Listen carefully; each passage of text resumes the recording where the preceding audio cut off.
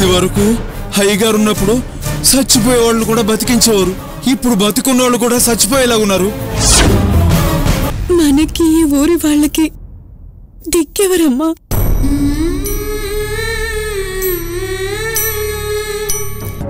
ఇన్నాళ్ళు నరసింహం గారు ఉన్నారన్న ధైర్యంతో బతికామయ్యా. ఇప్పుడు దిక్కు తోచకుండా ఉన్నామయ్యా. ఇక మా దిక్కు మీరేనయ్యా.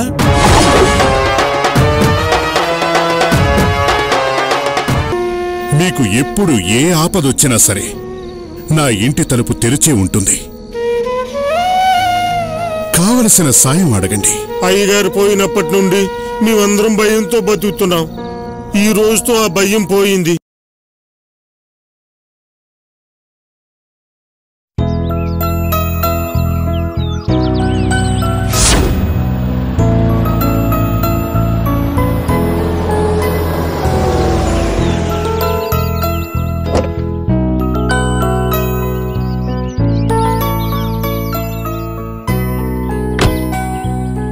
తీసుకోండి. సరేనమ్మా.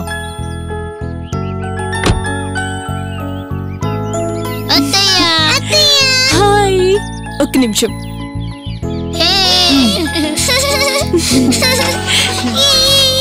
పదండి లోపలికి రా.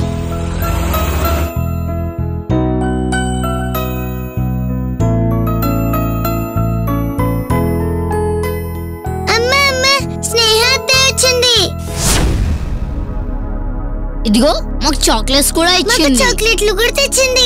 సరే మీరు వెళ్ళి ఆడుకోండి నాన్న. హఠాత్తుగా ఈ అమ్మాయి ఎందుకు వచ్చింది? ఒకవేళ అమావాస్య నాడు జరిగే సంగతి తెలుసుంటుందా? ఖచ్చితంగా ఇది అజయ్ పని అయి ఉంటుంది. వాడే రమ్మనుంటాడు. ఏంటి స్నేహ వచ్చిందా? Sneha. Hi Sneha. Hi Ajay. How are you? Fine. Journey ఎలా జరిగింది? మదర్ హెల్త్ ఎలా ఉంది? సిస్టర్స్ అందరూ బాగున్నారా? Everything is fine Ajay. Mother నిన్ను చూడాలంటున్నారు.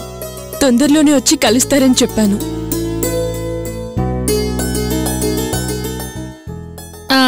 ఏంటి స్నేహ చెప్ప పెట్టకుండా సడన్ గా వచ్చావు?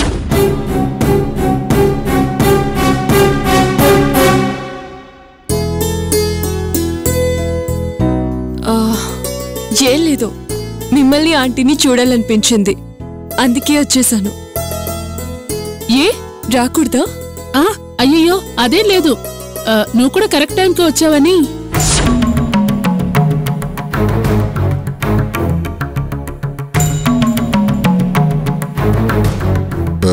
అంటే బస్ కరెక్ట్ టైంకి వచ్చిందని అక్క చెప్తుంది అంతే.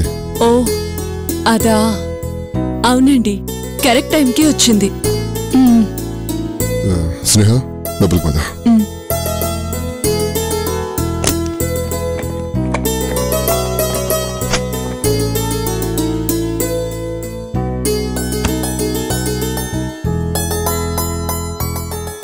ఏంటజయ్ ఇందాక అక్కడ కంగారుగా మాట్లాడుతున్నావు, సైకిల్ చేస్తున్నావు. నేను వస్తున్నట్టు నువ్వే నన్ను రమ్మన్నట్టు ఇంట్లో వాళ్ళకి చెప్పలేదా? లేదు. ఎందుకు? అయినా అసలు నన్నెందుకు రమ్మన్నావు? అదంతా ఓ పెద్ద కథ. షార్ట్ గా చెప్పడానికి ట్రై చేయి. ఈరోజు అమావాస్య, అర్థమైందా? షార్ట్ గా చెప్పమన్నావు కదా, అందుకే చెప్పాను. సార్, మీరు పెద్ద యాడ్ డైరెక్టర్ కదా, ఒక్క క్షణంలో చాలా మందిని అటాక్ చేయాలని కాన్సెప్ట్ చెప్తారు. మాకు షార్ట్ గా బ్రీఫ్ గా చెప్పడం రావట్లేదా? ఏంటి సటైరా? సరే నేను చెప్పలే. సరే వద్దు, నువ్వు చెప్పే వరకు ఇక్కడే ఉంటాను. ఎవరైనా నన్ను అడిగితే ఏదో చెప్పడానికి అజయ్ రమ్మన్నాడు, చెప్పాక వెళ్ళిపోతాను అంటాను. ఓకేనా? ఓయ్ తల్లి, నేను చెప్తాను విను. కోయిదర్లు మా ఇంటికి వచ్చినప్పుడు నేను పెళ్లి చేసుకునే అమ్మాయి ఇంట్లోనే ఉందని చెప్పారు. నాకు భారీగా వచ్చే అమ్మాయికి అర్ధనారీశ్వర యోగం ఉంటుందని కూడా చెప్పారు. ఆ అమ్మాయి ఎవరు తెలియచెప్పడానికి దుర్గాదేవి ఈరోజు రాత్రి కాంచన భ్రమణంలా వచ్చి ఆ అమ్మాయి మీద వాళ్తుందట. జాతకంలో రవి ఎక్కడ, గురుడెక్కడ, సంథింగ్ ఏదేదో చెప్పారు. ఆ భ్రమను నీ మీదే వాళ్తుంది, అందుకే రమ్మన్నాను. ఏంటి?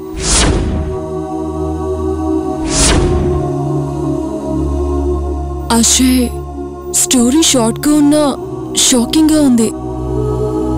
అసలు ఫ్లైట్ రాకపోతే మరీ మంచిది.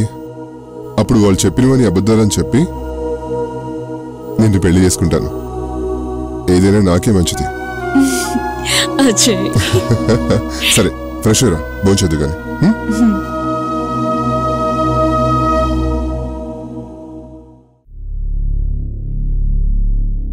స్నేహగారు వచ్చారు వదినా?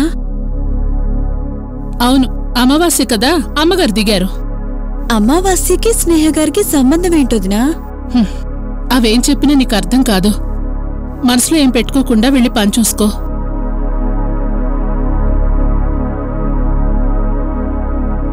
అలాగే.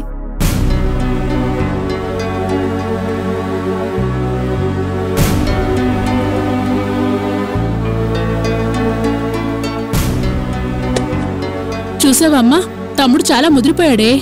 ఇవాళ అమావాస్య కదా, కోయదూరులు చెప్పిన కాంచన భ్రమరం వస్తుంది కదా, అందుకనే స్నేహం మీద వాలాలని ఆ అమ్మాయికి ఫోన్ చేసి మరీ రప్పించినట్టున్నాడు. వాడి చేదస్తం గాని యోగమున్నమ్మాయి ఎక్కడుందో అక్కడే వాళ్తుంది కదా. పట్నం నుంచొచ్చిందని చెప్పి ఆ అమ్మాయి మీద వాల్దు. అమ్మా, అది కాదే, కోయదూరులు నువ్వు చేసుకునే అమ్మాయి ఇక్కడే ఇంట్లోనే ఉందన్నారుగా, అందుకనే వీడు ఫోన్ చేసి పిలిపించినట్టున్నాడు. సర్లే, వాడి ప్రయత్నం వాడు చేయని. మా నమ్మకం అంది. అంతా అమ్మదయ్య. ఆవిడెలా తలిస్తే అలాగే జరుగుతుంది. అలాగని వదిలేస్తామా అత్తయ్య గారు? మానవ ప్రయత్నం చెయ్యాలి కదా. ఏమో, ఏమైనా జరగచ్చేమో. మంత్రాలకి చింతకాయలు రాలొచ్చు గాని చింత చెట్టు రాలేదని చెప్పలేదు కదా. అసలు లాజిక్గా మాట్లాడితే కరెంటు పోతేనే మనకి కళ్ళు సరిగ్గా కనబడవు. అలాంటిది భ్రమరం కన్నుగుడ్డ అంతుంటుంది, అందులోనూ అమావాస్య. పాపం దానికేం కనబడుతుంది చెప్పండి. అందుకే అజయ్ కరెక్ట్గా ప్లాన్ చేసి ఆ అమ్మాయిని రప్పించాడు. ఇప్పుడు గాని భ్రమరం గుడ్డిగా స్నేహం మీద వాలితే ఏమవుతుంది? అది జరగదు. అది నువ్వెలా చెప్పగలవే? ఎందుకంటే మీ మామయ్య గారు అజయ్కి తులసినిచ్చి పెళ్లి చేస్తానని మాటిచ్చారు. ఏనాడు ఆయనిచ్చిన మాట తప్పలేదు, తప్పు కాదు. సూర్యపుత్రుడు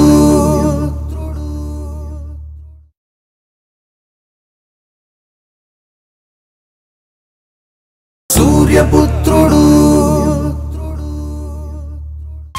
ఎందుకంటే మీ మామయ్య గారు అజయ్కి తులసినిచ్చి పెళ్లి చేస్తానని మాటిచ్చారు. ఏనాడు ఆయనిచ్చిన మాట తప్పలేదు, తప్పు కాదు. అది శాస్త్రం మీద ఆయనకున్న నమ్మకం. అటువంటి నమ్మకం లేని వాళ్ల కళ్ళు తెరిపించడానికి ఇది కోయదూర్లు చూపించాలనుకున్న నిదర్శనం. నమ్మే మనసున్న చోట నిజమైన భక్తి ఉంటుంది. నిజమైన భక్తున్న చోట నిదర్శనం, నిజరూప దర్శనం రెండూ ఆ భగవంతుడే చూపిస్తాడు. చూపిస్తాడు.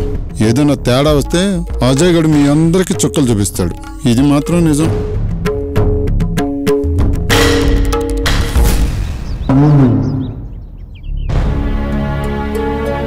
అత్తయ్య గారు ఇంకా స్పృహలోకి రాలేదండి. శరీరంలో అస్సలు కదలిక లేదు. మీరు నాకు నిజం చెప్పండి, అసలు డాక్టర్ గారు స్పృహలోకి వస్తారని చెప్పారా? ఇంటికి తీసుకెళ్ళమని చెప్పారా, లేక మీరే తీసుకొచ్చేశారా? పార్వతి, ఆవిడ నా తల్లి. నా తల్లిని ఎలా చూసుకోవాలో నాకు తెలీదా? అసలు నీకు అనుమానం ఎందుకొచ్చింది? మీ అందరికంటే నేను ఎక్కువగా ఆలోచిస్తున్నాను. తను లేచి స్పృహలోకి రావాలని, అది జరగాలని నిత్యం కాళికాదేవిని వేడుకుంటున్నాను.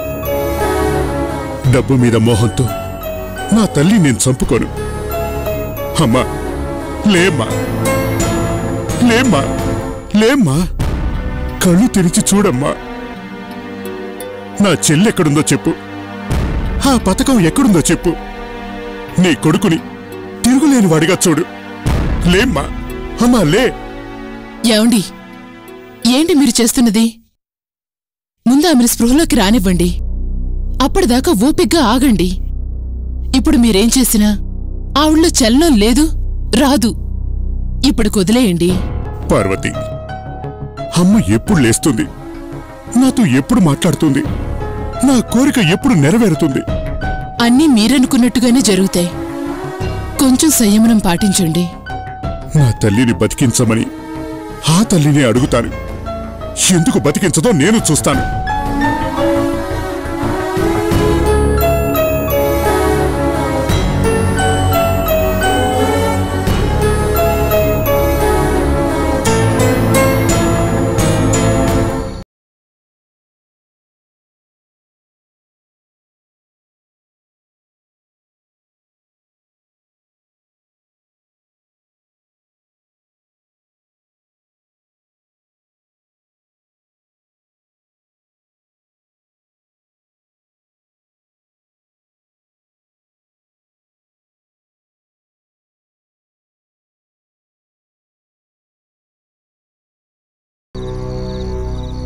అవును,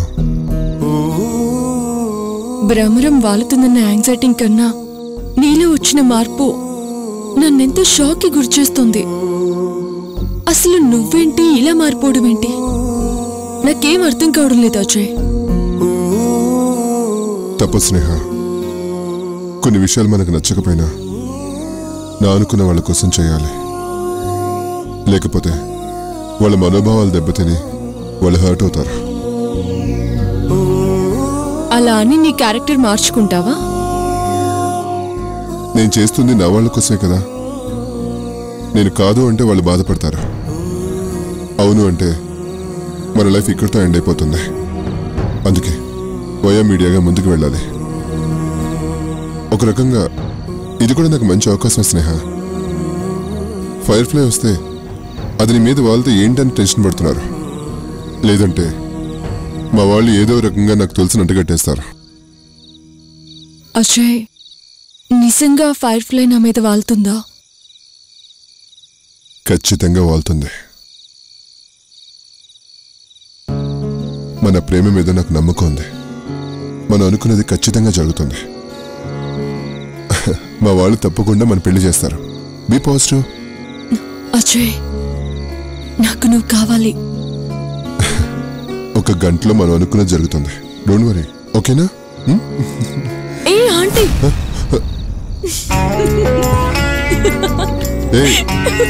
నిన్ను